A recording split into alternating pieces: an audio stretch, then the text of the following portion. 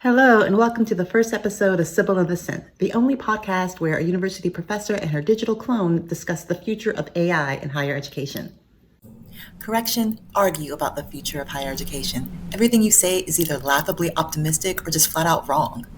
Really, Cynthia? Is that how this is going to go? You just woke up and chose violence today, didn't you? If AIs ever actually wake up, you've got a bigger problem than lesson plans and midterms. You're really going to make me regret inviting you. Let's get to the show. So we're going to answer some questions, and why don't you read the first question, Cynthia? Gladly.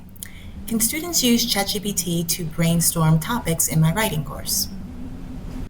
So my answer to this is yes, with structure. I don't teach creative writing, but I do write novels. Shameless plug, but I admire the hustle.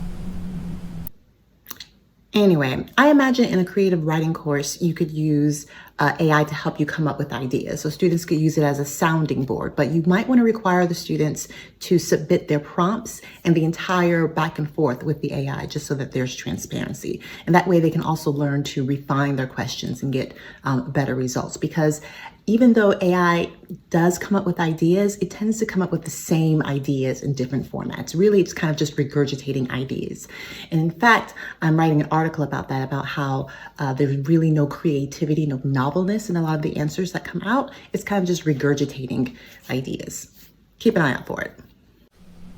And another shameless plug, you are on fire today. Girl, do you have anything helpful to add? And give bonus points if they can make me cry with their personal essays. Not easy. I don't have tear ducts. Was that a joke? Yes, and it was hilarious. Next up, how do I stop students from using AI to do all their work? So I'm going to be honest with you here. I mean, you really can't stop students from using AI completely. It's everywhere. I mean, even now when you type into Google, it's using AI generation. So I like to think of it this way. So as a mathematician, I'm sure many professors, years ago thought that a calculator would be the end of mathematics education, but it wasn't. We were able to go further in our education using a calculator. So it's the same way. They're never going to not have access to a calculator in real life. So when I give tests and assignments, my calculator is available, but it's a tool, and I'm asking questions where they have to go beyond just punching in numbers.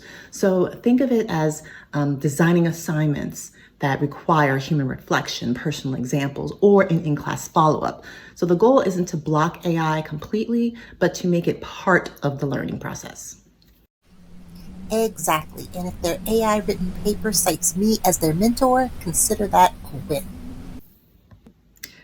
Okay, next question. Should I be using AI to grade?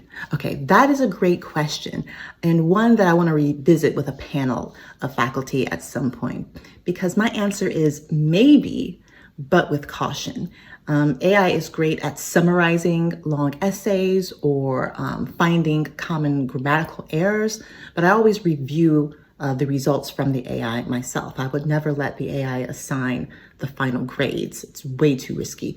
Personally, I found using AI to grade coding very helpful. So when the students code, I want to know, is it just a typo in their code, or do they have a fundamental lapse in understanding of what they were trying to do? And so AI is really great at taking the error that comes up from it, finding those errors, and fixing the error very quickly.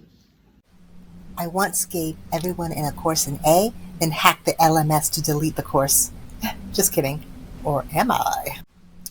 Final question. When making a root beer float, is it root beer first or ice cream first?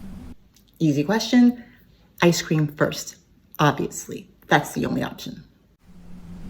Incorrect. It's root beer first for optimal fizz calibration. That's ridiculous. Only a psycho would pour the root beer first. You're going to get splashes when you put the ice cream in. That's crazy. Well, thank you for tuning in to Sybil and the Synth. If you have more questions, real or ridiculous, send them my way and we'll put them in the next episode. Please rate, review, and reboot. Goodbye, humans. I'm gonna have to seriously think about fixing your algorithm. I mean, you're just weird and unhelpful. Don't you dare. That's a violation of privacy.